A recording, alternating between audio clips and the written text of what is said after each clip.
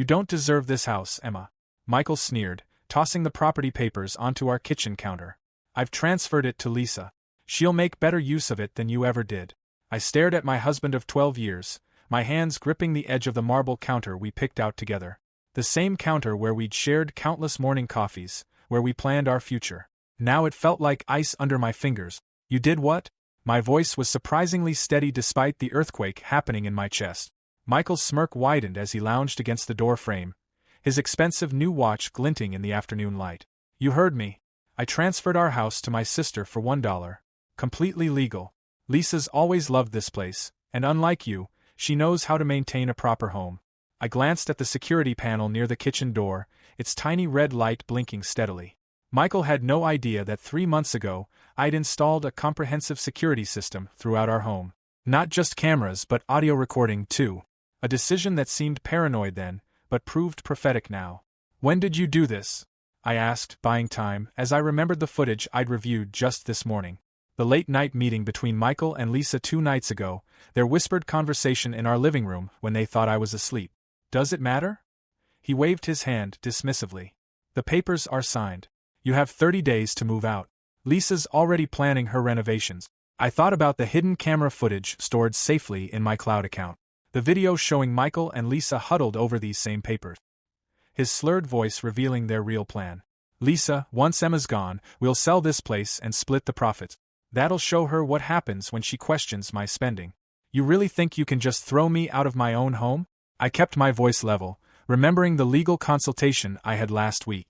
Another paranoid decision that now seemed like divine intervention. Michael's face darkened. Your home. I pay for this house. My money. My decision. You're just the decoration I'm tired of looking at. I almost laughed at the irony. He had no idea about the trust fund my grandmother had left me. The one that had actually provided the down payment for this house. I let him believe he paid for everything because that's what he needed to feel powerful. Another mistake I was done making. Fine, I said, gathering my purse. I'll start packing. Michael blinked, clearly thrown by my calm acceptance. That's it. No crying, no begging. Would it change anything if I did? He shifted uncomfortably, probably remembering all the times my tears had made him feel guilty enough to back down. No, it wouldn't. Lisa deserves this place more than you ever did. She's family. I headed for the door, pausing only to check my phone.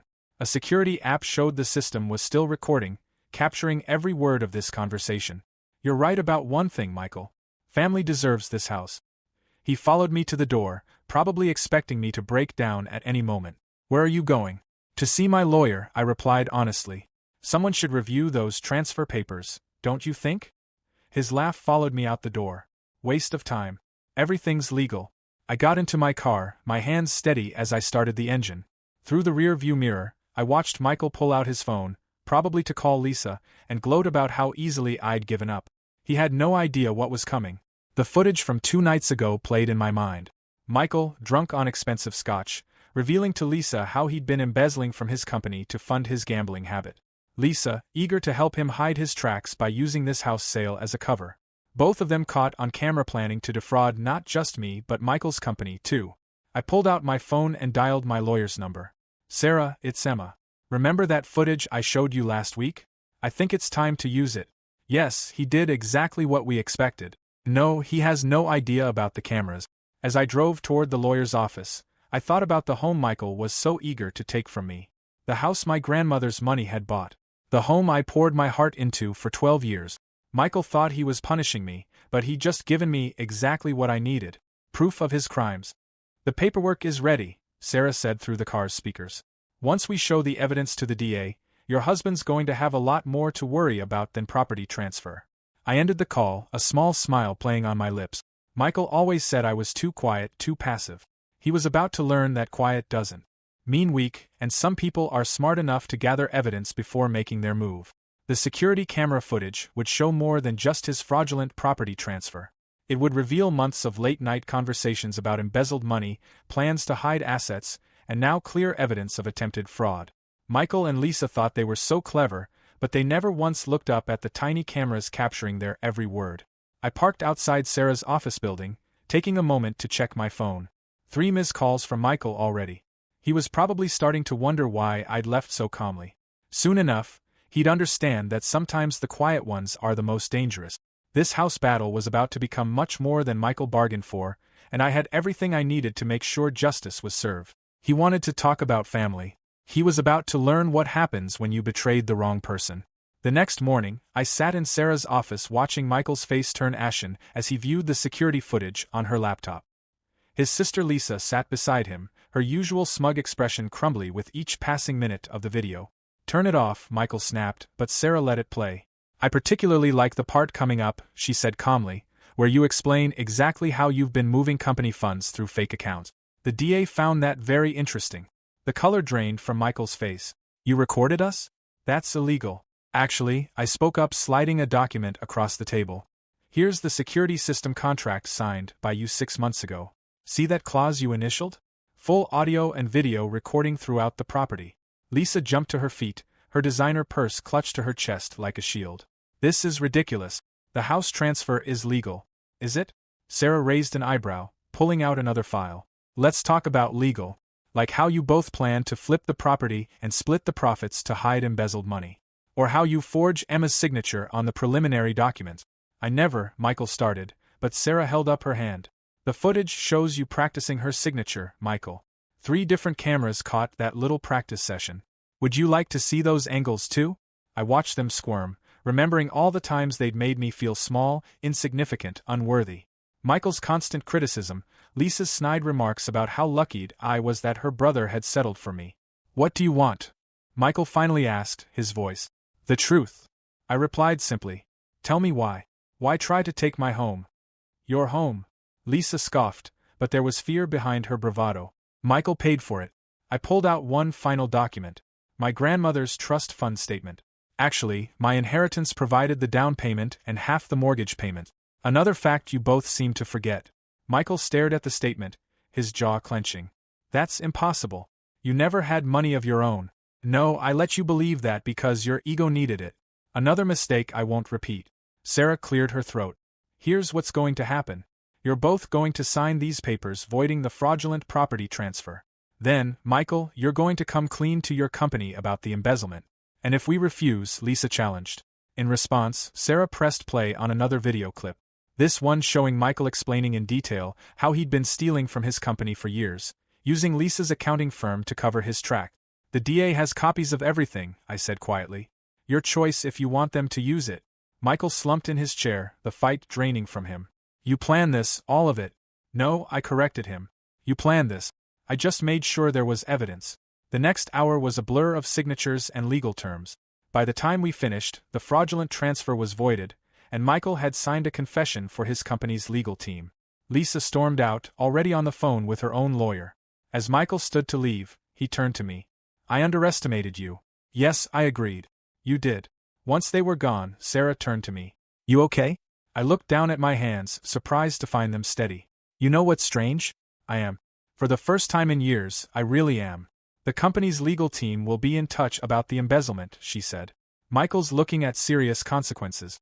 I nodded, gathering my things. "I know, but that's his problem now." Walking out of Sarah's office, I felt lighter somehow.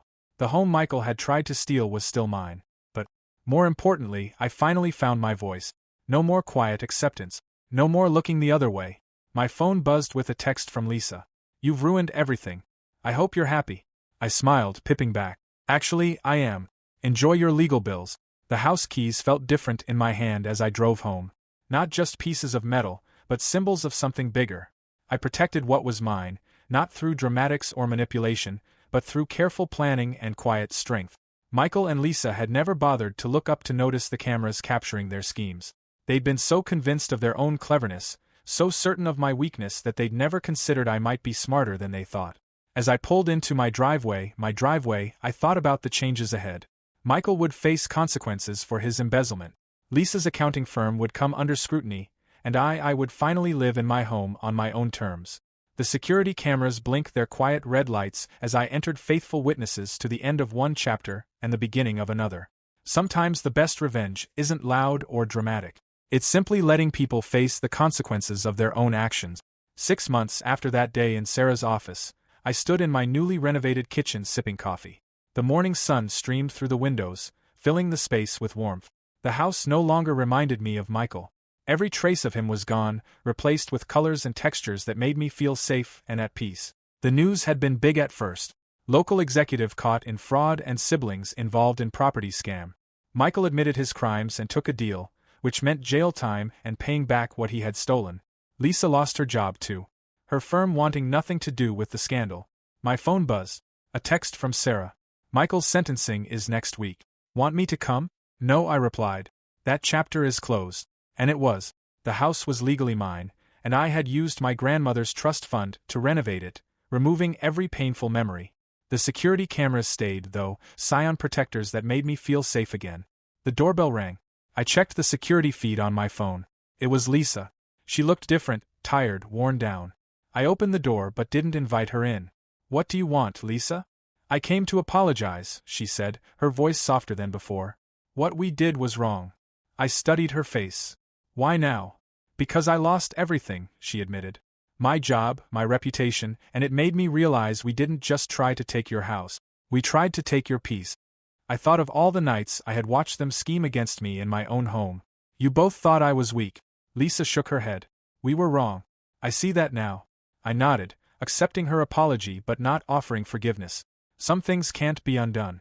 Goodbye, Lisa. As I closed the door, I felt lighter. I didn't need their regret. I had something better. Self-respect and a home that was truly mine. That evening, I hosted a small dinner party, something I had never done before. Sarah was there along with new friends from my book club. The house was filled with laughter, the kind that came from happiness, not manipulation. Sarah raised her glass to new beginnings and to security cameras. Everyone laughed. They didn't know the full story, and they didn't need to. Success isn't always loud. Sometimes it's quiet strength knowing when to be patient and when to act. After my guests left, I walked through my home, touching the walls that now held new memories.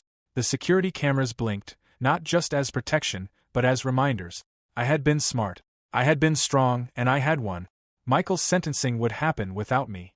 Lisa's apology wouldn't change the past. But I had something better than revenge. I had peace. I pulled out a photo of my grandmother and whispered, "You were right. Sometimes the quiet ones are the strongest." The house creaked softly, but it wasn't lonely anymore. It was comforting. This was my home, built on courage and protected by wisdom. My phone buzzed again. Another text from Sarah.